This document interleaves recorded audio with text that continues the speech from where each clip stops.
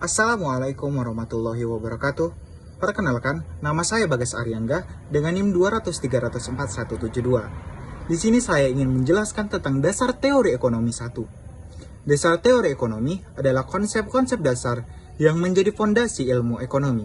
Konsep-konsep ini menjelaskan bagaimana perekonomian bekerja dan bagaimana individu dan masyarakat membuat keputusan ekonomi.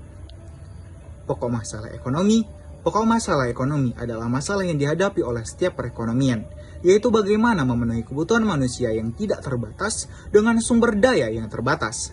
Pokok masalah ekonomi ini dapat dirumuskan dalam 3 pertanyaan. Apa yang akan diproduksi? Bagaimana cara memproduksi?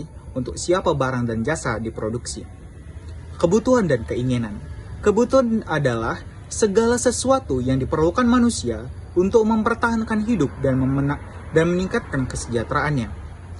Keinginan adalah segala sesuatu yang diinginkan manusia untuk memperoleh kepuasan. Kebutuhan dan keinginan manusia tidak terbatas, sedangkan sumber daya yang tersedia untuk memenuhi kebutuhan dan keinginan tersebut terbatas. Oleh karena itu, perlu ada pilihan untuk menentukan kebutuhan dan keinginan yang akan dipenuhi. Kemudian ada kelangkaan. Kelangkaan adalah kondisi di mana sumber daya yang tersedia tidak mencukupi untuk memenuhi kebutuhan dan keinginan manusia. Kelangkaan menyebabkan manusia harus membuat pilihan untuk menentukan kebutuhan dan keinginan yang akan dipenuhi. Kemudian ada produksi.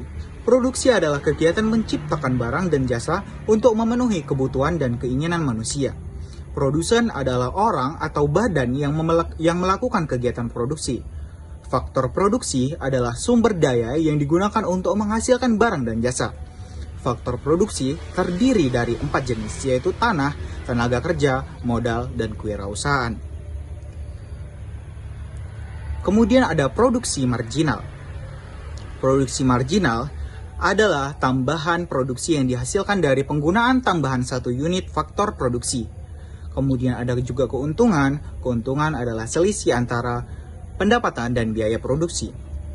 Konsumsi adalah kegiatan untuk mengurangi nilai guna suatu barang atau jasa untuk memenuhi kebutuhan dan keinginan manusia. Konsumen adalah orang atau badan yang melakukan kegiatan konsumsi. Kemudian ada permintaan. Permintaan adalah keinginan konsumen untuk membeli barang atau jasa pada tingkat harga tertentu. Penawaran adalah ketersediaan produsen untuk menjual barang atau jasa pada tingkat harga tertentu.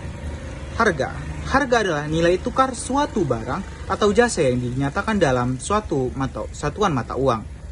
Kemudian ada equilibrium pasar, adalah keadaan di mana jumlah permintaan sama dengan jumlah penawaran.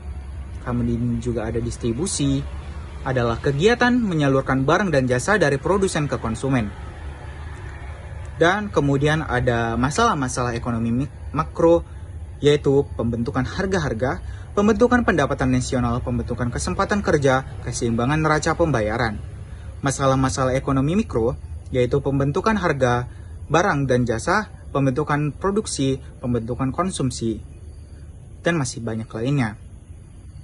Baik, cukup sekian dapat saya sampaikan. Assalamualaikum warahmatullahi wabarakatuh.